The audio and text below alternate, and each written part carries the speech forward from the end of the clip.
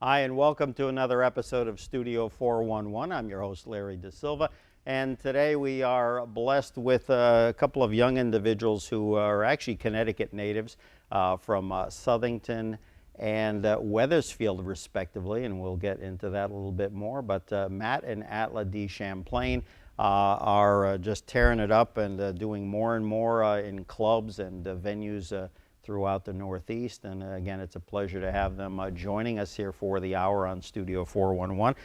They have a couple of CDs. Matt has a solo CD, Stride-Bop, which is a collection of solo piano tunes, including a couple that he has written himself. And then Atla and Matt, husband and wife, have put out a new CD called Pause. And again, just to give you a little taste of what the critics have to say, Atla and Matt DeChamplain's Pause is an exciting set of bop-oriented jazz that is full of welcome surprises. And that's from Scott Yanow, who loved the disc, and I think all concerned are going to love these two young people here. I sound like Sullivan back in the day. Bring on these young people. Atla and Matt DeChamplain are going to be doing the title track of their new CD. So again, the track is called Pause, and here they are, Atla and Matt DeChamplain.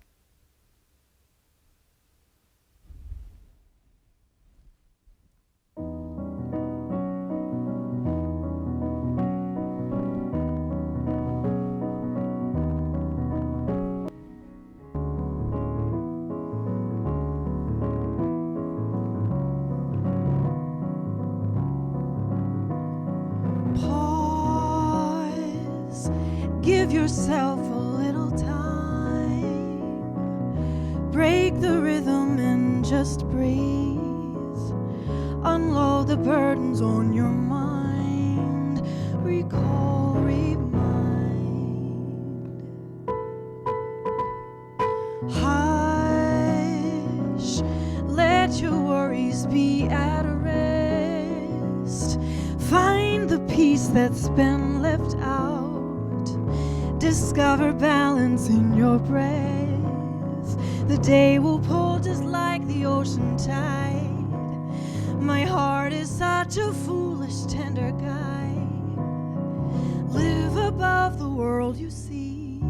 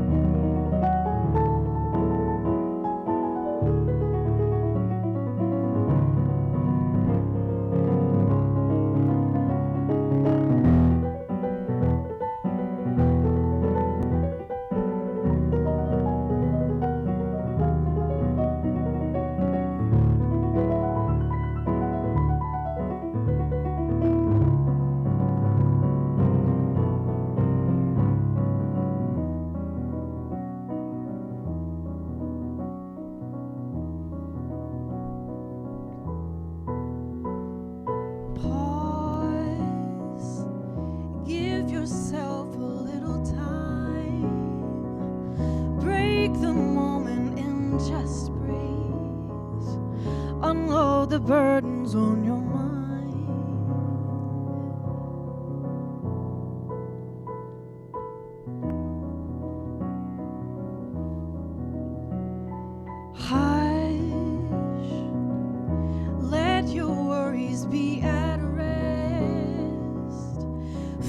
find the piece that's been left out. Discover balance in your breath. The day will pull just like the ocean tide. My heart is such a foolish, tender guide. Live above the world you see.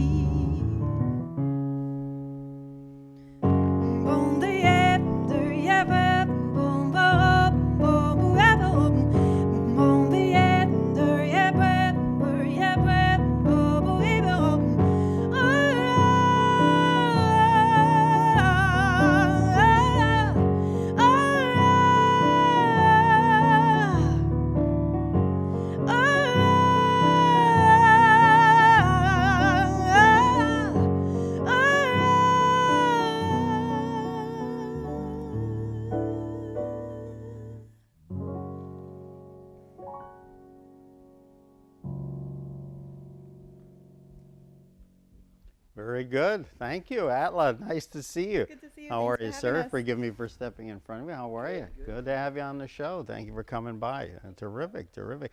Now, Southington and Wethersfield. Who's from where? I'm from Southington. Southington. And now, was that via Long Island you were telling me, or no? My parents are both from Long Oh, Island. I was okay. born and raised in Connecticut. Oh, but okay. Still There got you some go. of the Long Island accent. There in you there. go. Gotcha. And you grew up in Wethersfield, correct?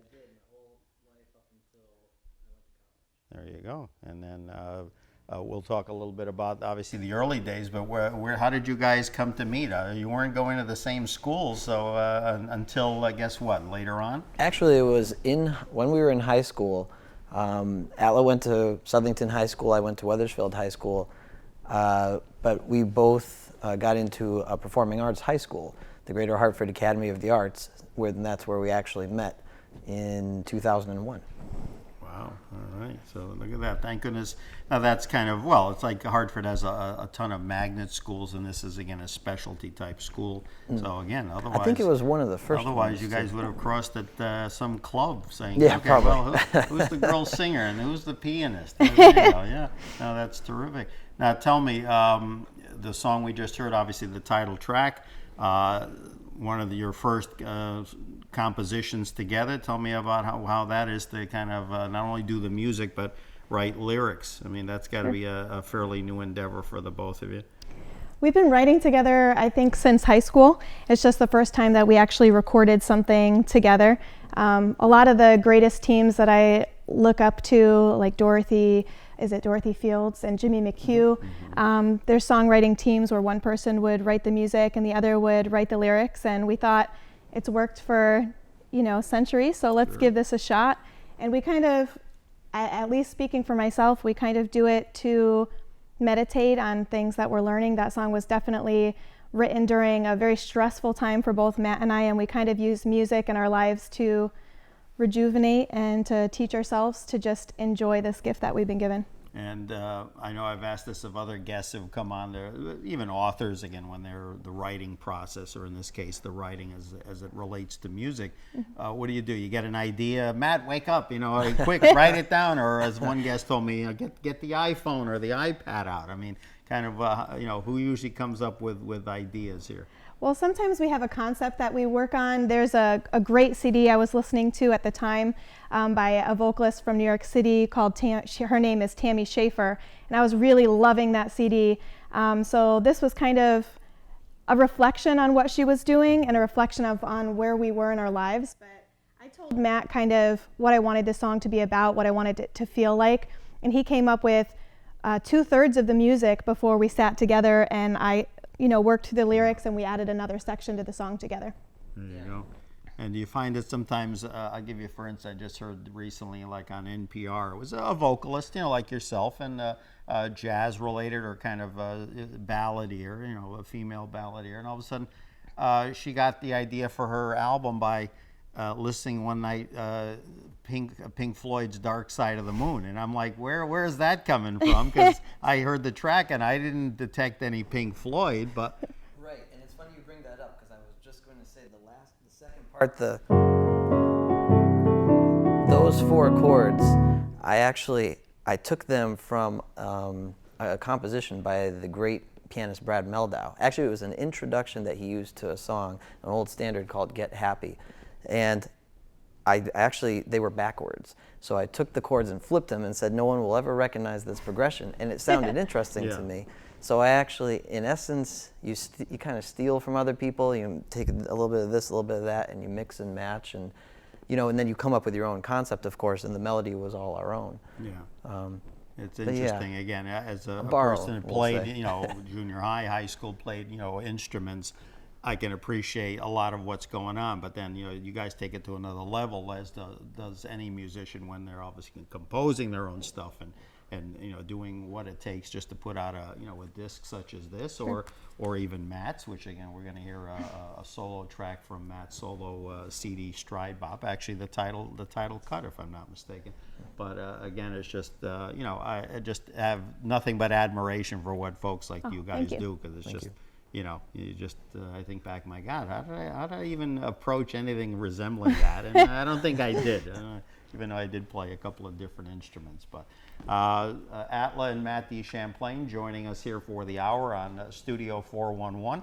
And again, it's a regular music fest today, because again, not one but 2 CDs. So again, I got a wealth of music. Tell me, there was something in the liner notes, I think, on the Stride-Bop.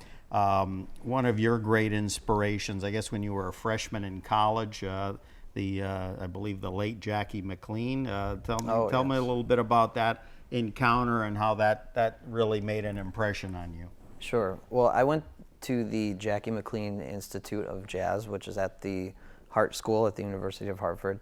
And Jackie founded that program back in 1967, 68, I believe. But before that, he had been very active on the music scene all the way back to the 1950s, playing his first recording session was with Sonny Rollins and Miles Davis on Miles's album.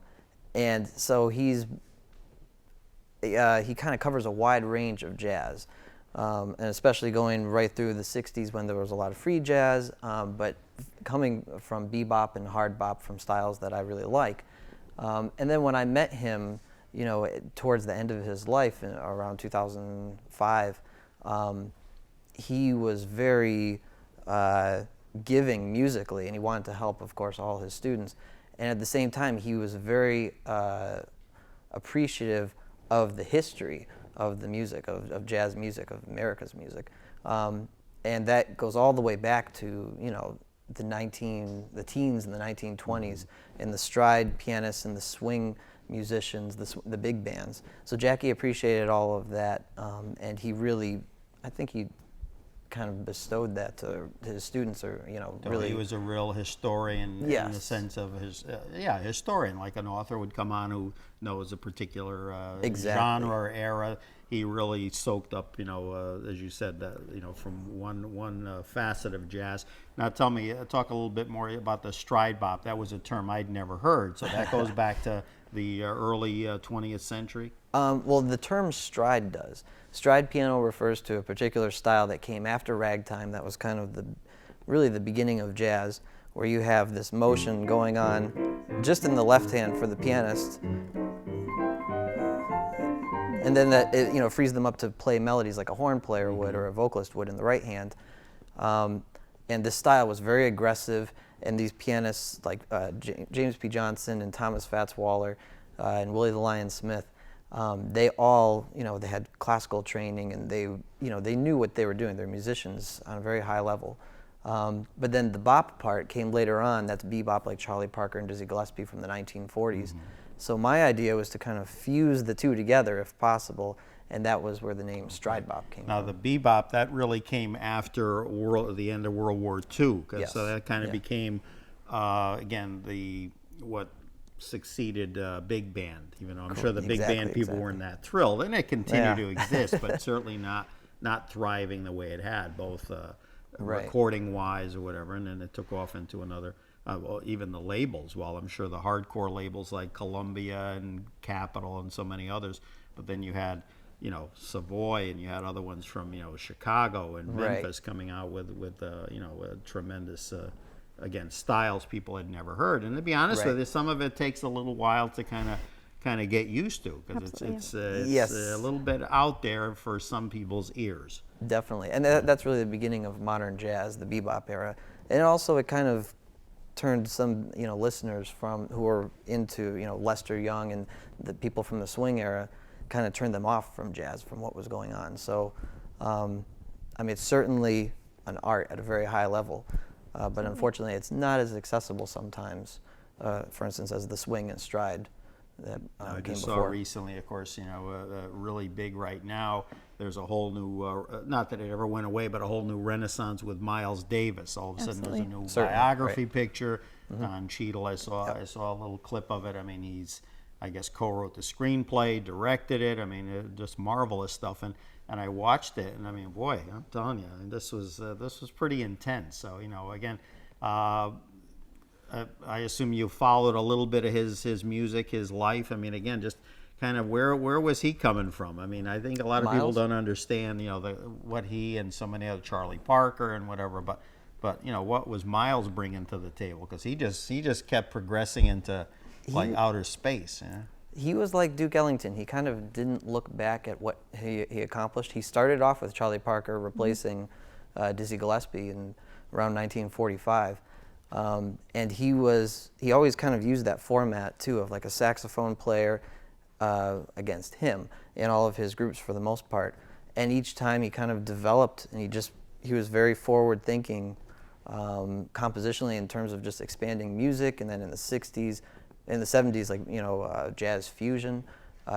He had a very open mindset about not boxing himself in or categorizing himself. But his roots are in bebop and in. Now, when I was in college, fusion was one term. I don't know if there was another one. Again, I ask from a historical standpoint. Obviously, you followed this. Stanley Jordan, Bob James, Herbie Hancock. Again, Oh, right. It became, again, I don't want to say, it was post like disco, whatever, but it just had a little more like intensity, a lot more synthesized music. So, I mean, Yes. what was that genre called? Well, it's jazz fusion. Lee It's jazz Ritenour. fusion if you have jazz musicians taking rock elements and mixing that in. But then apparently it's also jazz rock if you have the rock musicians who are influenced by the jazz musicians who are kind of taking it. So there were a lot of, but certainly like you said, electronic, synthesizers, electric bass instead of the upright bass. Yeah. I mean, the guys like Stanley Jordan and I mean, the countless others I can't even think of right now are just, blow Chick us Corea. away. Chick Corea, Return to Forever, Yes. just what they were. Lee Ritenour I mentioned earlier. Now, we'll ask Atla, we'll turn to her. I asked this of all musicians. Now, in terms of vocalists, because again, yours is an instrument, but it happens to come from here. Your inspirations growing up. I mean, at 3 years old, it wasn't like a cartoon character. It was like, it was already Sarah Vaughan or something. I mean, how did that happen? Not quite at 3. I think the first vocalist that I ever loved wasn't a jazz vocalist. That was Aretha Franklin, although she has sung some jazz in her career. The first jazz vocalist that I ever fell in love with was Louis Armstrong. Okay. And that was through my dad's doing, because he has kind of a really silly interpretation of Louis's sound that he does sometimes. And he would scat to me and I'd be like, "What is that, Dad?" And he'd be like, "It's just fun." And my parents started taking me to the Great Connecticut Traditional Jazz Festival, which was in Moodus. I think basically they just wanted to take the kids somewhere fun.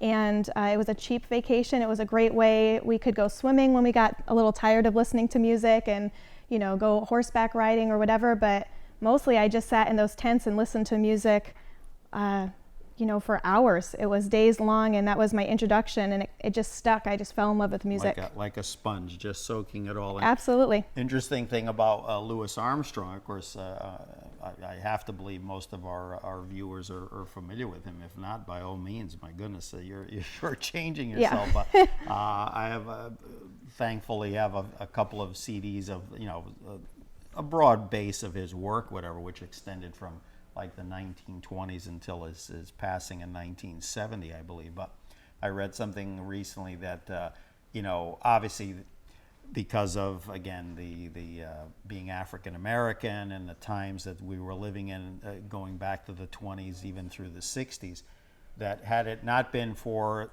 just certain discrimination factors, that he would have been considered, in the opinion of these music critics that were writing this article, the greatest performer of the 20th century. Oh. And I mean, that's something when you got people like Crosby and Elvis and Sinatra, you know, again, American-born product that, you know, obviously carved their niche as well. But again, I think, and also the primitive recording standards, you know, were not what they were then in the 60s and to today. You know, and now thankfully, I think people recognize these artists. I mean, I still listen to the Louis Armstrong's Hot Fives, Hot Sevens, and I forget, like you said, the recording quality kind of gets in the way, but Matt and I always talk, jazz is a language that you have to learn.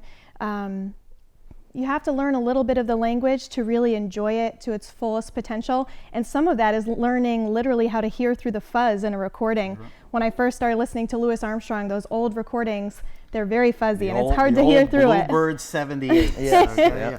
And speaking of old, we have something we're going to show you after they do their next number, a little piece of kind of history that kind of got Matt started in the right direction. But right now, we're actually going to get a treat, an additional treat to what we've gotten already. You guys are going to perform a tune that is not on either one of these CDs, and tell us a little bit. It's called what? Milk and Honey? Yeah. Mm-hmm. Well, I think one of the things that I think is unique about both Matt and I is, I mean, when you say, we were just talking about all the different styles of jazz, because some folks will say, you know, I don't really like jazz, but I would urge them maybe to listen to different kinds, because like we mentioned, there's the swing era, there's hard bop, there's bebop, there's so many different types of jazz. And one of the things that Matt and I love together is that we both kind of started at the beginning. Lots of musicians don't start with traditional jazz, but we did, and because we both love history, we've kind of progressed through the music. So that last song we did, Pause, is a little bit more contemporary, and then we wrote this one to be kind of like a homage to a swing tune. So. Gotcha. All right, well, Milk and Honey, Atla and Matt DeChamplain here on Studio 411, and take it away. Thank you. 1, 2, 1, 2, 3, 4.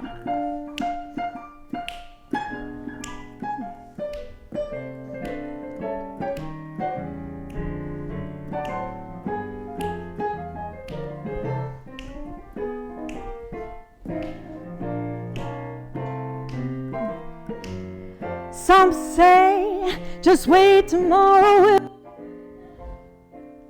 plan their future right down to the letter. Today is wasted on a false forever dream about tomorrow. Some pray for silver, gold, and lots of money. They say, if I just had a fortune, honey, that change would fill my life and make it sunny. Oh, what a different girl I would be. But as for me, I have no fancy design.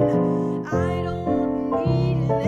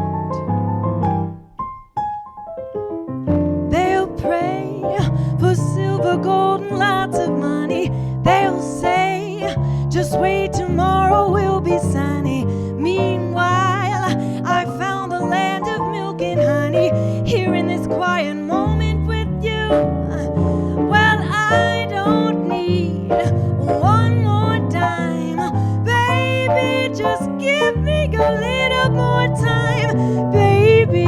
Oh, all I need is you.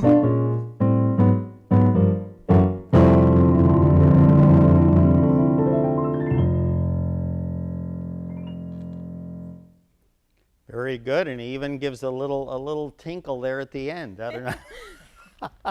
Atla and Matt DeChamplain joining us here on Studio 411, Milk and Honey, a tune that as of right now you won't find on any CD, but I'm sure that that'll be rectified very soon. So look for that. Before I forget, the website again Is atlaandmatt.com. and Atla and Matt, A-N-D, Matt.com, atlaandmatt.com.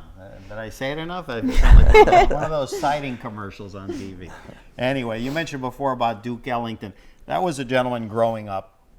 Can't say that I know it's probably blasphemous to say, but I like his earlier stuff when he got into a lot of that sacred and kind of really religious kind of themed large, The orchestras, orchestrations, whatever.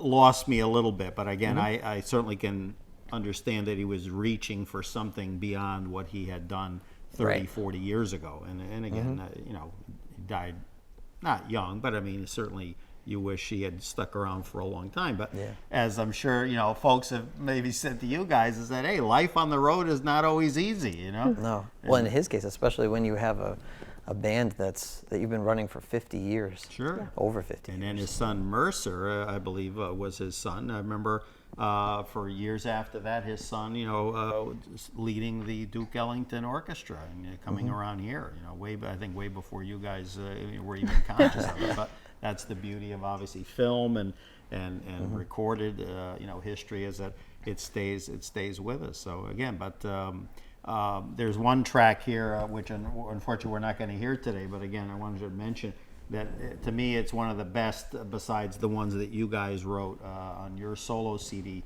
It's Easy to Remember, a Rodgers and Hart from 1935, and of course that is Richard Rodgers, again pre-Oscar Hammerstein or Hammerstein the third, I guess, however you pronounce it. And again, isn't that something to be able to work with two partners for all those years and do what he did? But that's just you did a great job on that track. Oh, thank you very much. That's very good. Later on, we're going to hear a song called Waller's Strut, but I wanted to ask now because obviously Fats Waller played a big, inspiration too in your kind of nurturing, and I'll ask the same question I asked Atlas. Again, growing up as a wee tyke, again, how did you get exposed to it? Well, actually, it was because of my grandfather. He had a player piano, and in the 1920s, player pianos were huge as radio was just starting to come on the scene, and most American households had a piano, if not a player piano. And Fats Waller was one of the pianists, besides James P. Johnson and some of the other pianists, jazz pianists I mentioned, and classical pianists such as Ravel, Vladimir Horowitz when he first got here, came to this country, George Gershwin. They all recorded piano rolls. So you could literally have Fats Waller playing at your piano, which was pretty incredible. And for a musician I wasn't a musician at the time, I was just 1 year old, but I was absorbing that sound that my grandfather would, play these rolls, and it was just always a part of me. And here is one example. Again, I'll hold it up, Atla, if you would hold that for a second. Again, this is the Shreveport Stomp, Jelly Roll Morton. It's my favorite. And again, again, for those who haven't seen it, there you go. There's the beginning of the roll, and you see these in all the old westerns, whatever we can get a tight shot on. It looks like the Bush-Gore election of 2000. You see that? A lot of Chads or whatever they call these things, but again, this is, and it's just phenomenal. Now, you have the rolls. Have you acquired a player piano? Yes. Yeah, we have a player piano that's been in the family for a while, and I've had some work done on it. And I have, I think, close to about 2,500 rolls right now. But I promise I'm not a hoarder. And when I'm just a collector. And when I first spoke to Atla, she had to climb over them to answer the phone. So Yeah, right. I think Matt said, we were joking around one day, and I said, well, when we were high school sweethearts, you've been together a long time, but we met and started dating when I was 15 years old, and 15-year-olds, you know, who knows when we fell in love. I said, Matt, when do you think we fell in love? And he said, I think it was when you alphabetized my piano roll collection. And this is what it comes in, okay? So it's not like my old LP collection where this would probably be about 10 LPs if they were filed this way. No, this is, you have to, I guess, and you want to cover them obviously because they can fade. But Yes, yeah. But what's the biggest coup? Have you ever gone like to you know a flea market or somewhere and found one like that was like an original from back in the 20s or the teens? I think that's one of the best finds. I mean, when I was in middle school, I started collecting. That was when I first started collecting rolls, and I would go with my dad. I was in 7th, 8th grade, and I'm there looking to see if I could find any sort of piano rolls tucked under some of these antique furniture or whatever. And when you get them, of course, it's like it's great. But then sometimes, of course, the condition, you won't want to purchase them. But I did find when, like I was talking about George Gershwin, for instance, before he was a songwriter, but he came to New York and recorded about 120 piano rolls by the time he was 21 or something. And when I found one of the original ones I can't even remember the name of the song, but it's one that no one knows today. I think I brought it with us. Oh, did you? Yes. And it's really special to see. Those are the ones I really like to collect now, the ones that were hand played by someone. I was hoping for a Mickey Mantle baseball card. Matt was trolling every flea market and tag sale he could find. That must have been something. Dad must be proud. I don't know. All right. Well, I'm going to take Atla and exit stage right. I think is that right or stage left? Whatever. We're going to get out of the shot. And Matt is going to grace us with the title track from his CD called Stride-Bop, and again, written by Matt DeChamplain. So what else can I say? Joining us here on Studio 411, Atla and Matt DeChamplain. Matt, take it away.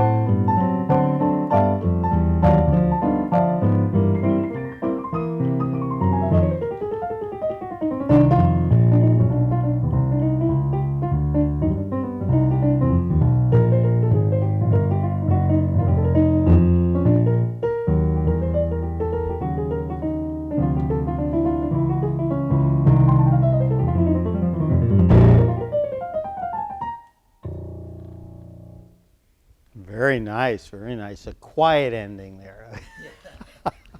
Oh, Matt DeChamplain doing the title track to his solo CD, Stride-Bop, here on Studio 411. And joining us again, the lovely Atla DeChamplain. All right, joining us here together, husband and wife. So that's great. My goodness, I'm just like so awed by. What I'm amazed is how far, and I've seen a lot of bands with keyboards, but this is amazing how this, keyboard, again, how it really comes close to what a piano. I mean, I'm sure the purists would say, oh, it's not a baby grand or whatever, but I'm watching you just wail on this thing, and I'm just, it really is something. Well, it does have a weighted action, and it's 88 keys like a regular piano. And I do like the sound of this particular one. Yeah. It's one of the closest I've found, to a real piano. But yes, I think you're right. The purists would. Oh yeah, no, I know, because we're working on getting a future guest here on the program, and the subject came up. Well, geez, I think it'd be a little tough to get the grand piano in here, and all of a sudden it was like, that was a deal breaker. They would just, no way would they, they use one of those. Sure. And I said, oh, okay, so we'll have to pipe something in there. Yeah.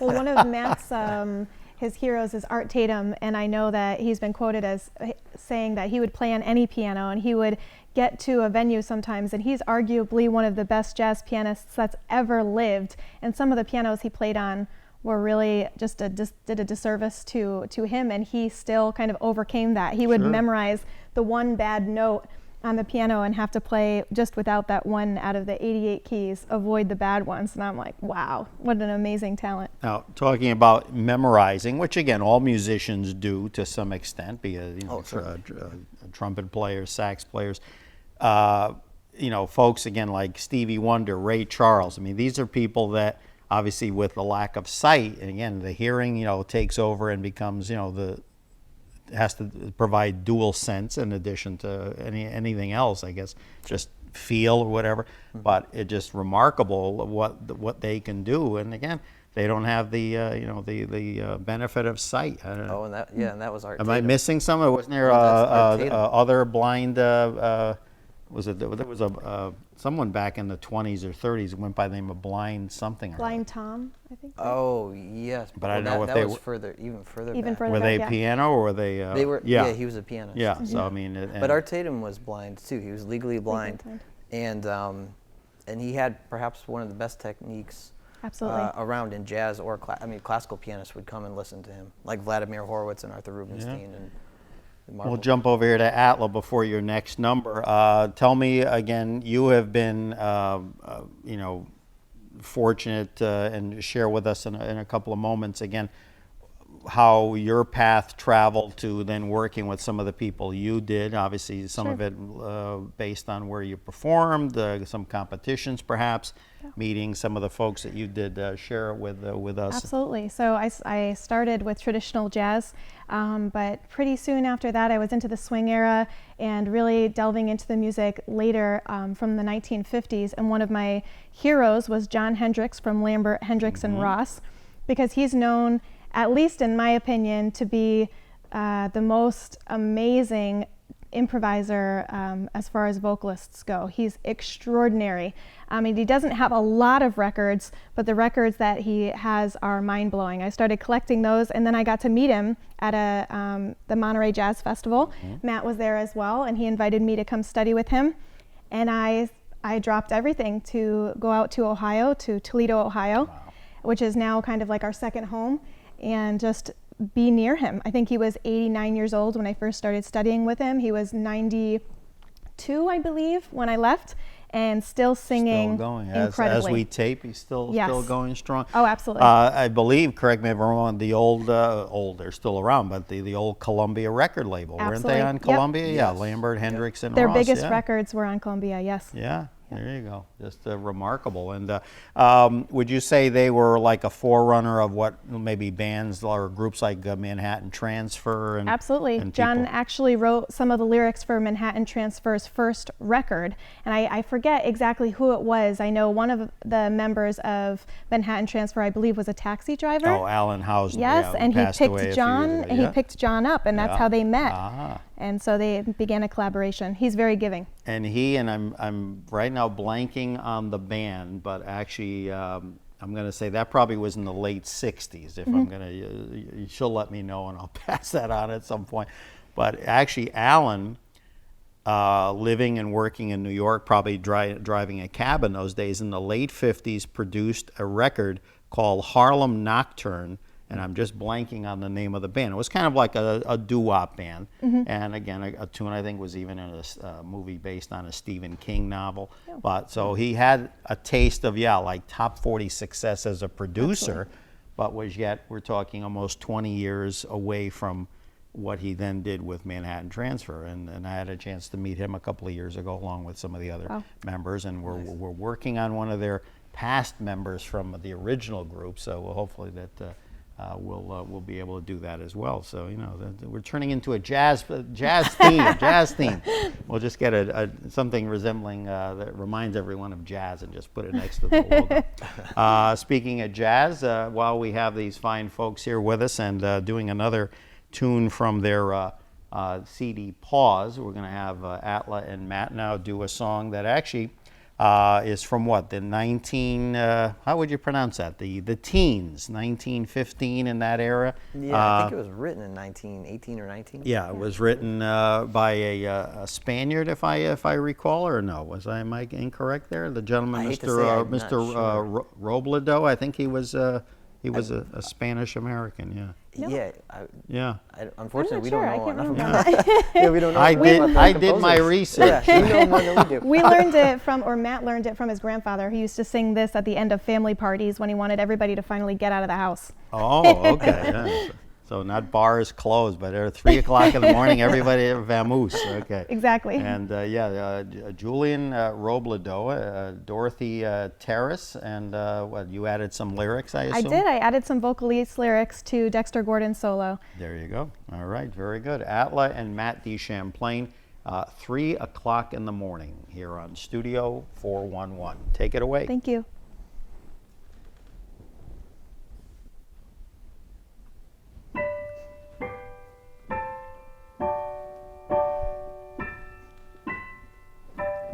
Watch your eyes and I'll fall and wait. You can't leave me alone on the floor. We danced the whole night through. Wouldn't you know your arms around me? Feel so heavenly that I only wish for more. Come on, put your arms around me, and whatever will be, will be. There's no good in rushing way back home where your pillow's waiting, when we're creating dreams right here upon the dance floor. Oh, you gotta believe me, baby. Tell me when you lead me, don't your worries all just scatter. And all the stress the day brought doesn't matter when the band is grooving and your feet are set to move in. So don't feed me a line, please don't decline. Take my invitation, cause the band is romping, we still got time. Take this moment for our own, please my baby, don't postpone. Make this moment our own. So come on, take your place, don't run on, set the pace. Step up, step out, you lead the chase. Oh, I love to dance beside you. Baby, just let the music guide you.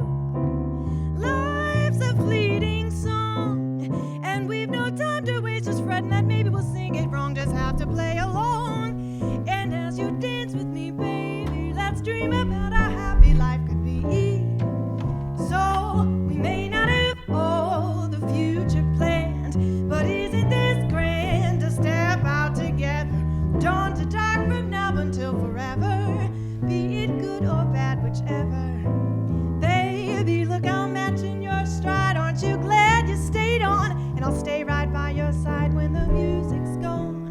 And I'll remember, long as I'm living, I'll think of this one night. Love dawning with the daylight.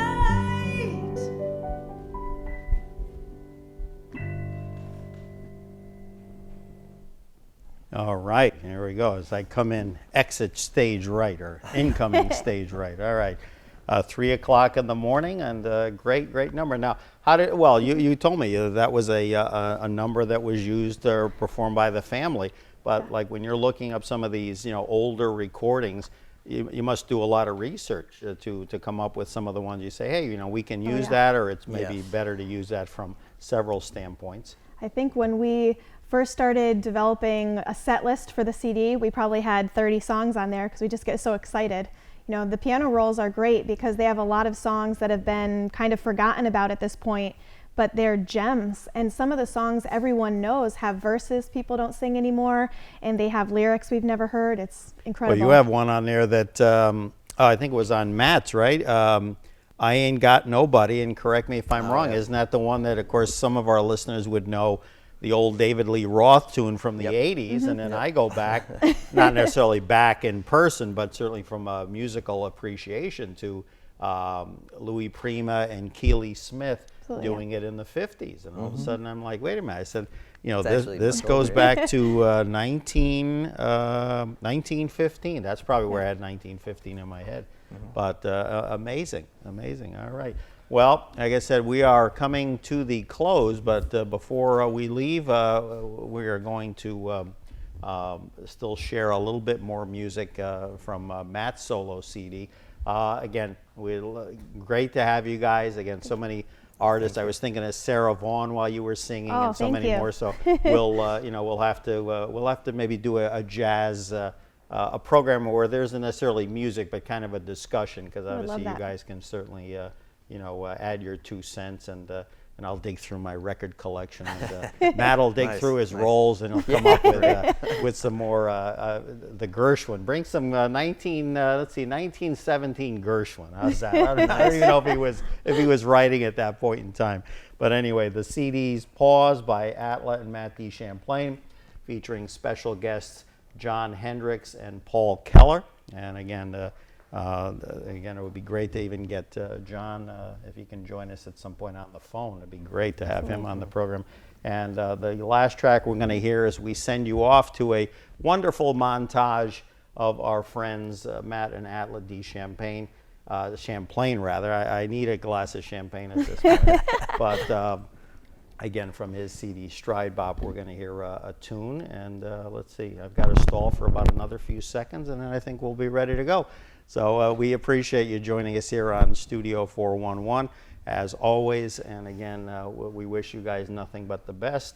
Thank you so much. Thank you very much. Oh, our pleasure. And we look forward to having you again. Bring that keyboard again next time. Love it. It's one of the best I've heard. And check out the old-fashioned mic. I know our friend Joe Bouchard was here. He had one as well. Nothing beats the old stuff. Classy. And vinyl's coming back, so who knows? We're all going back to, you know, the 50s. So we thank you for joining us here on Studio 411. I'm your host, Larry Dasilva, for Atla and Matt DeChamplain. We bid you adieu, and we will see you next time on Studio 411. Take care.